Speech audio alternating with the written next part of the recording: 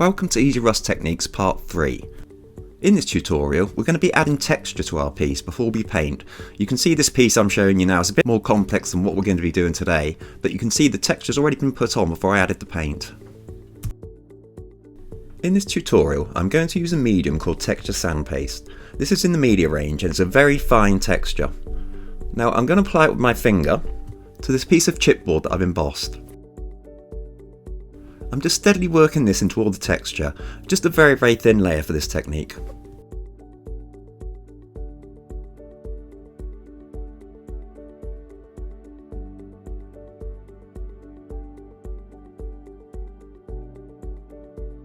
Although I'm using my finger to apply the texture sand paste, you can use a brush.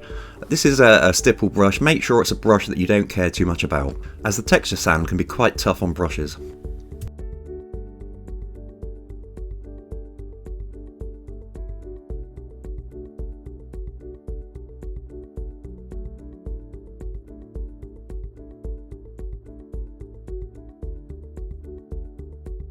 Once the texture sand paste is dried, I'm applying Payne's Grey that has a little bit of white tinting base added to it, to make it more opaque and slightly lighter.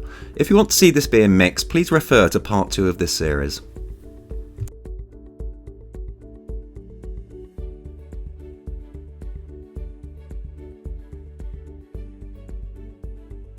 Using a sponge, I'm going to fade some carbon black around the edges.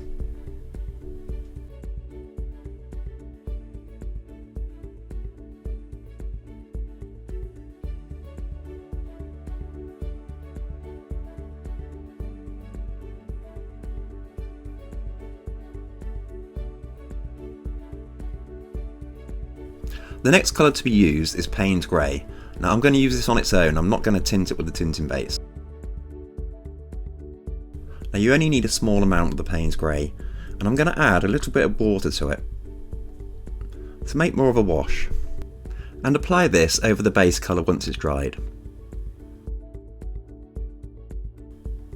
And you'll see that the Payne's Grey is falling into the depths of the texture, so we're giving it kind of an antique look.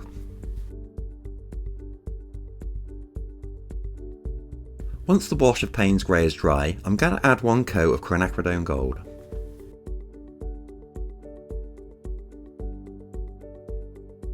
You will find that the acrylic kind of gets agitated by the texture sand paste and you'll get like a foam build up, but don't worry, that will settle when it dries.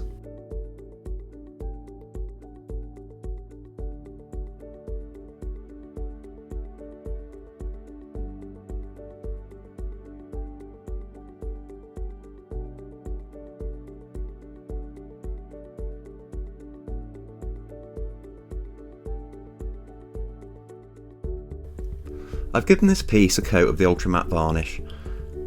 Absolutely fine how it is. You could also use the graphite pencil method on top of this as well. So that's the end of this tutorial, and thanks very much for watching.